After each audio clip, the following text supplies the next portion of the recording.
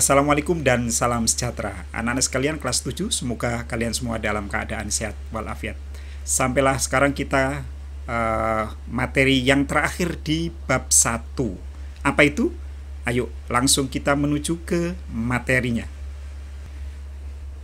Nah, inilah anak sekalian materi kita bab 1, yaitu perumusan dan penetapan Pancasila sebagai dasar negara. Dan materi kita yang terakhir adalah bagian C, yaitu semangat pendiri negara dalam merumuskan dan menetapkan Pancasila sebagai dasar negara. Yuk kita langsung ke materi yang pokok. Ya, anak sekalian, semangat kebangsaan. Semangat kebangsaan disebut juga sebagai nasionalisme dan patriotisme. Nasionalisme adalah suatu paham yang menganggap bahwa kesetiaan tertinggi atas setiap pribadi harus diserahkan kepada negara, kebangsaan, atau nation atau state. Nation state. Ada dua jenis pengertian nasionalisme, yaitu nasionalisme dalam arti yang sempit dan nasionalisme dalam arti yang luas. Nasionalisme dalam arti sempit disebut juga dengan nasionalisme negatif karena mengandung makna perasaan, kebangsaan atau cinta terhadap bangsanya yang sangat tinggi dan berlebihan. Sebaliknya, memandang rendah terhadap bangsa lain. Nah, nasionalisme dalam arti sempit ini anak sekalian juga disebut dengan istilah chauvinisme. Sekarang kita menuju ke nasionalisme. Apa itu nasionalisme? Nasionalisme dalam arti sempit disamakan dengan chauvinisme. Nah, tadi yang Bapak sebutkan ya, yaitu perasaan menganggap bangsanya paling baik dan bangsa lain itu buruk. Sehingga kemudian muncullah mengejek, menghina bangsa lain. Hal ini pernah dipraktekkan oleh Jerman pada masa Hitler tahun 1934 sampai 1945. Ia menganggap Jerman di atas segala-galanya. Jenis nasionalisme yang kedua adalah nasionalisme dalam arti luas atau yang berarti positif. Nasionalisme dalam arti luas atau yang berarti positif. Nasionalisme dalam arti pengertian ini adalah perasaan cinta yang tinggi atau bangga terhadap tanah air dan tidak memandang rendah bangsa lain. Saat ini, mengadakan hubungan dengan negara lain selalu mengutamakan kepentingan bangsa dan negara, serta menghormati kedaulatan negara lain. Nah, begitu anak sekalian. Jadi nasionalisme itu adalah perasaan cinta tanah air. Kalau kita berarti tanah air kita Indonesia.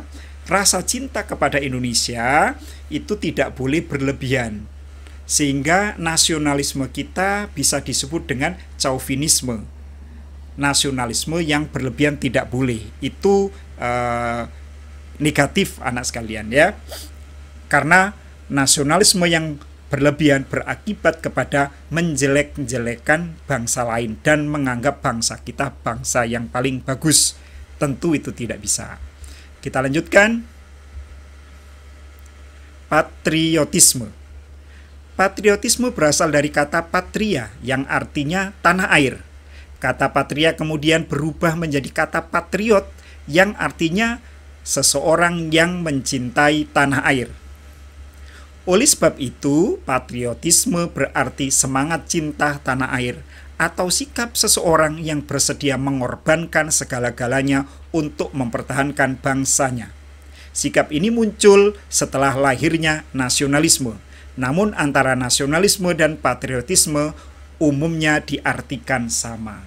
Anak sekalian, begini bedanya antara nasionalisme dan patriotisme.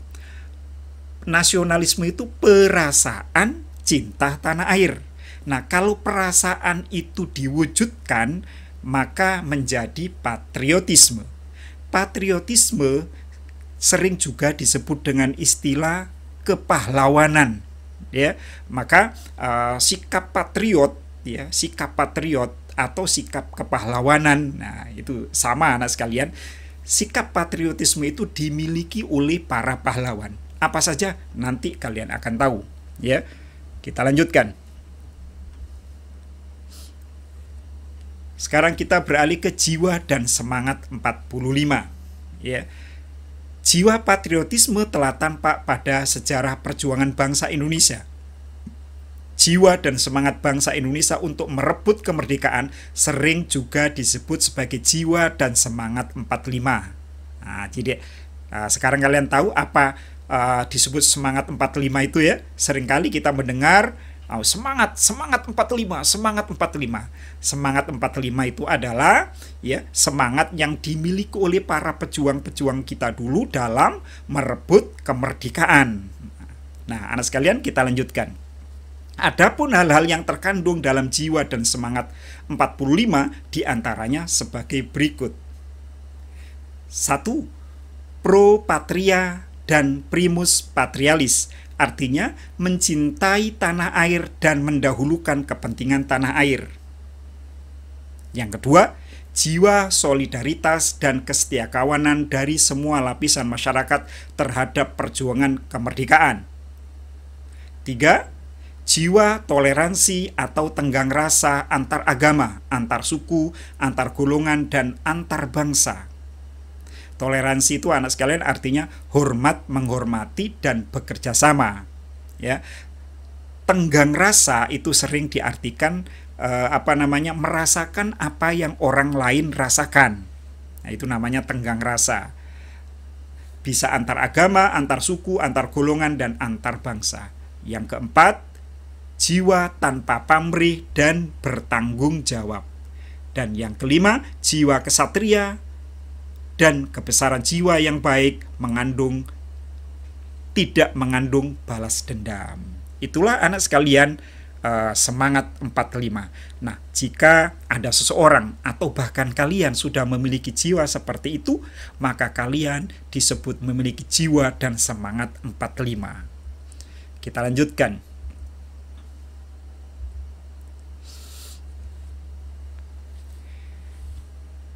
Kita beralih ke komitmen, anak sekalian. Seseorang yang memiliki komitmen terhadap bangsa adalah orang yang akan mendahulukan kepentingan bangsa dan negara di atas kepentingan pribadinya. Apa itu komitmen? Komitmen itu adalah janji, ya, janji atau kontrak ya terhadap dirinya sendiri untuk melakukan sesuatu. Itu kalau komitmen pribadi, misalnya saya punya komitmen ingin mendapatkan nilai PPKN yang bagus. Atau di kelas 7 nanti saya punya komitmen ingin menjadi ranking 1 misalnya begitu. Nah, itu komitmen itu berarti kamu melakukan perjanjian, melakukan kontrak dengan dirimu sendiri untuk melakukan sesuatu, untuk mengejar sesuatu. Kita lanjutkan. Para pendiri negara dalam merumuskan Pancasila memiliki ciri-ciri komitmen pribadi sebagai berikut. Jadi maksudnya para pendiri negara yang dimaksud di sini adalah anggota BPUPKI dan PPKI di dalam memperjuangkan kemerdekaan Indonesia memiliki komitmen pribadi.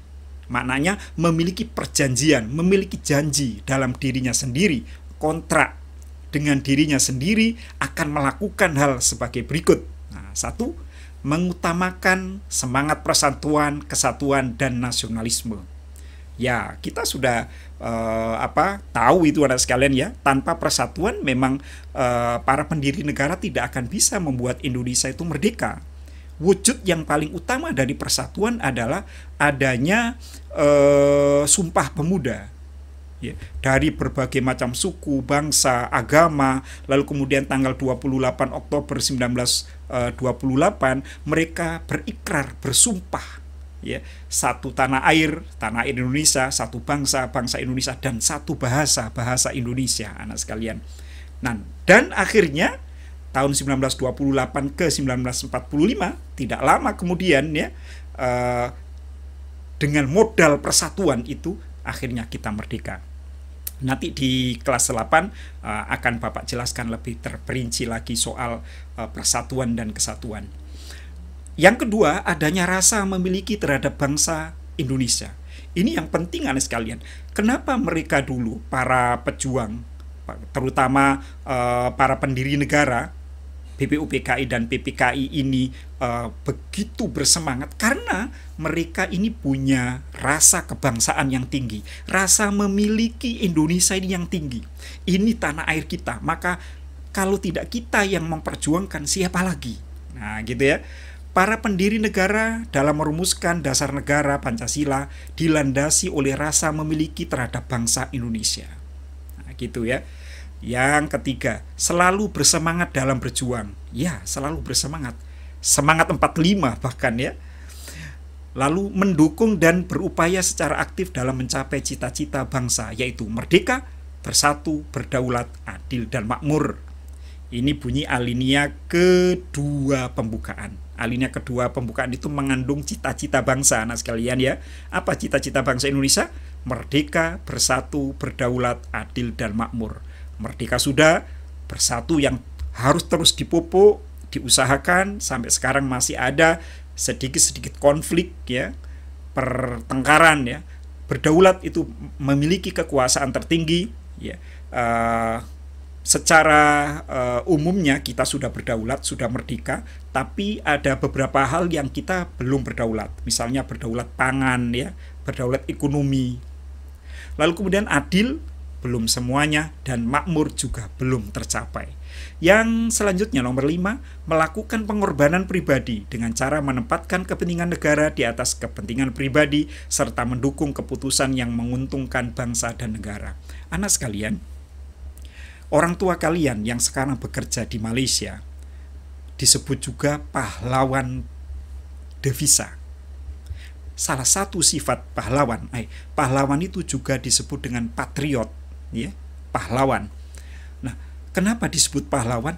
Karena orang-orang tua kalian itu mengorbankan diri jauh dari tanah air, jauh dari keluarga, jauh dari teman-teman yang dulu akrab ya, demi untuk memenuhi keperluan hidupnya yang belum bisa dipenuhi oleh negara.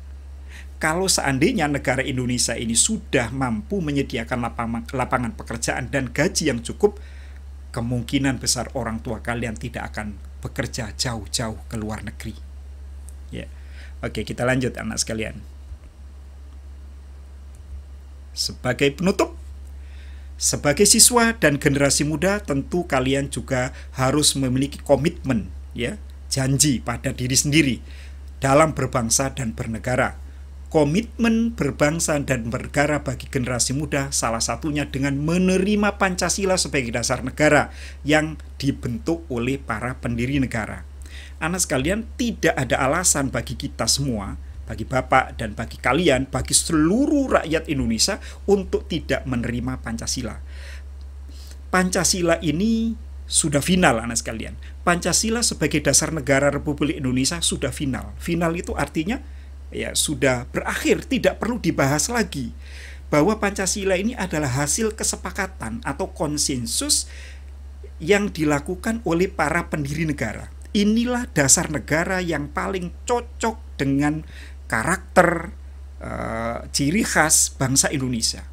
Kita tidak menggunakan liberalisme seperti orang-orang Amerika dan Eropa Barat. Kita juga tidak menggunakan komunisme seperti Cina dan negara-negara timur, ya, Eropa Timur. Tidak, karena tidak cocok. Tapi Pancasila itu ada di tengah-tengah, ngambil baiknya liberalisme dan membuang buruknya, dan juga mengambil baiknya komunisme dan membuang buruknya. Jadi, kita sebagai generasi muda harus terus berpegang dan menggunakan Pancasila. Nggak usah membahas Pancasila bagaimana, cocok atau tidak. Pancasila pasti cocok. Hanya saja anak sekalian, dalam